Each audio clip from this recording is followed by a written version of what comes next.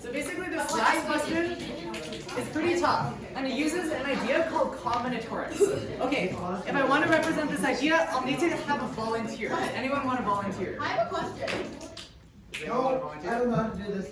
No. Okay, let's see. How many people have their hands raised? Like, let's say that 3 people have their hands raised. So how many ways can I choose a volunteer? By luck. Or like, how many different volunteers can I choose if there are 3 hands raised? Three. Exactly, right? There's only 3 people. That means I can only choose 3 volunteers. So let's see let's pretend there's like 5 people, okay? Let's pretend you guys are more enthusiastic and 5 of you guys put your hands up. Now what happens if I ask for 2 volunteers? How many different ways can I choose 2 volunteers? 10. 10. 10? How did you guys get 10? Okay, I mean, Yeah, probably it should be since 10. But basically, so a lot of people, you guys are pretty quick. And you guys said that if there were 5 volunteers and I wanted to choose 2 of them, then I have 10 ways of doing that. So how do I do that? Well, first of all, I can start off by choosing 1 person, and then I can choose a 2nd person. And since I've already chosen 1 person, there's only 4 people left. So that means there's only 4 other people I can choose from. But now the thing is, every pair of people get counted twice, right? Like, say for example, Alice gets chosen the first time, and Bob gets chosen the second one. That's the same thing as if Bob was chosen the first one, and Alice was chosen the second one. So, since each of them gets counted twice, we just take this number and we divide by 2. So that means in total there are 10 ways to choose 2 volunteers if there are 5 of you guys who volunteered.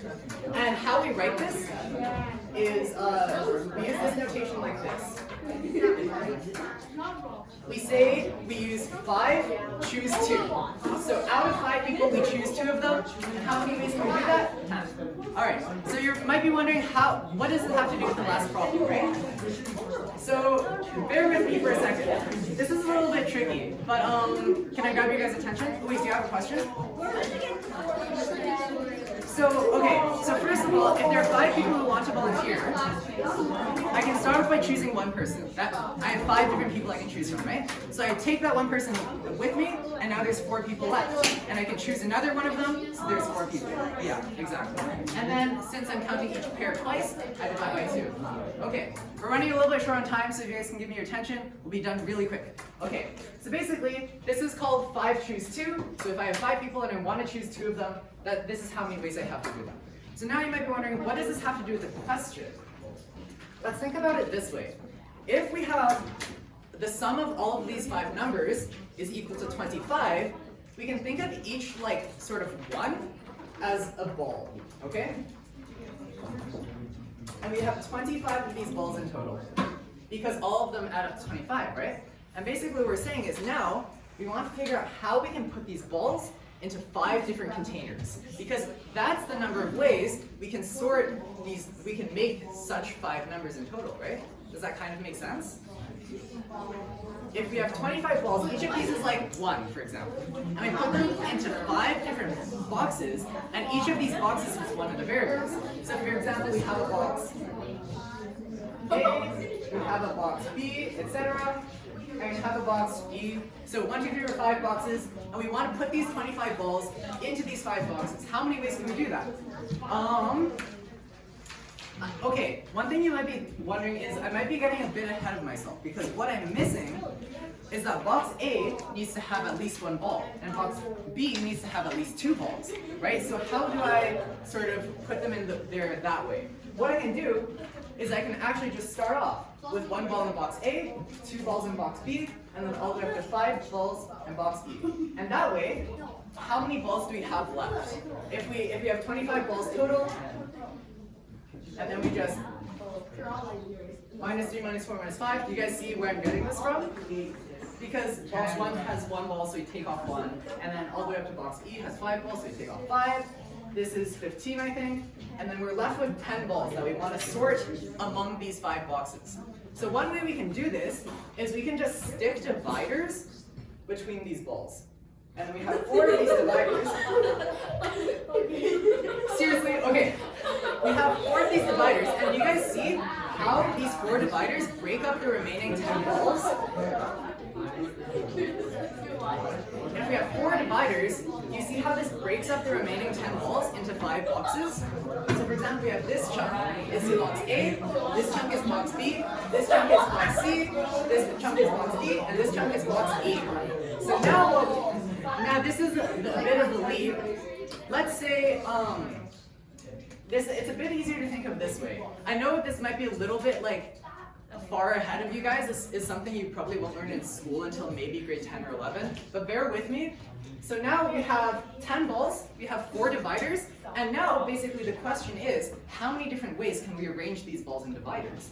So we have in total 14 different places we can put the balls in dividers, right? Because we have 10 balls, 4 dividers, so 14 places in total.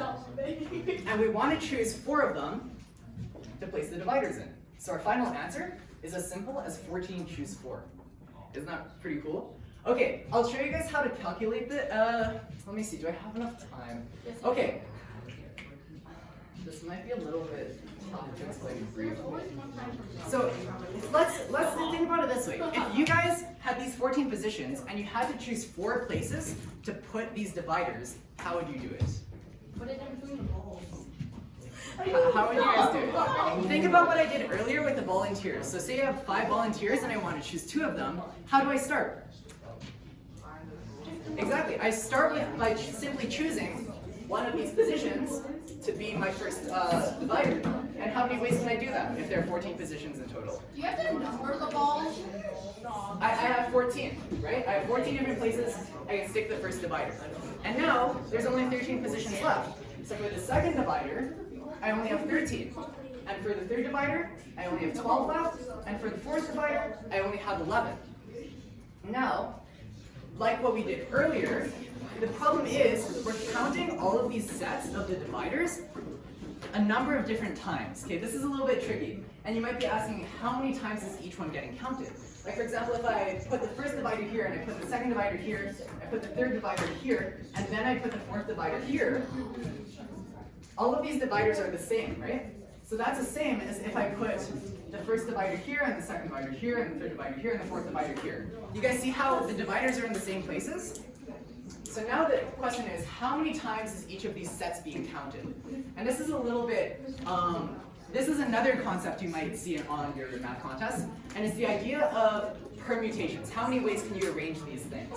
So if you have 4 objects, I'll introduce some new notation to you guys. Basically, we just put them in order. So for the first one, we have 4 different ways of choosing it. For the second number, we have 3 remaining ones. For the third one, we have 2 remaining ones. And for the last one, there's only 1 last position it can go in. So our final answer is just 4 times 2 times 3 times 1. So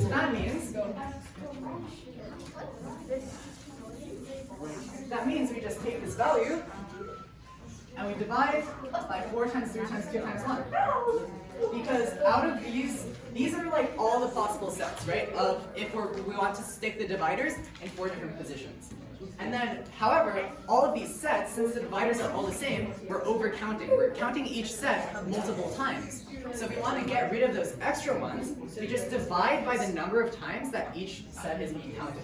And as we showed earlier, there's 4 times 3 times 2 times 1 ways to count the same set. So then we divide by 4 times 3 times 2 times 1, and that's going to be our final answer. If you evaluate that, you'll get something like the number. I didn't get the actual number, but anyways.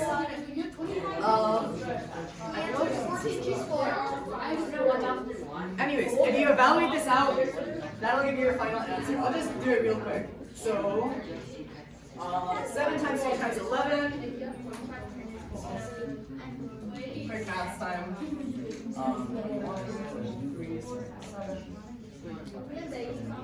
So that means you should get 1001 as your final answer. And that's your answer to question 5. Alright, that's it for my talk today. Thank you so much everyone for coming. If you guys want to keep in touch, talk to me later. I'll write my email up on the board. Alright, besides that, thanks all for coming. Have a great day.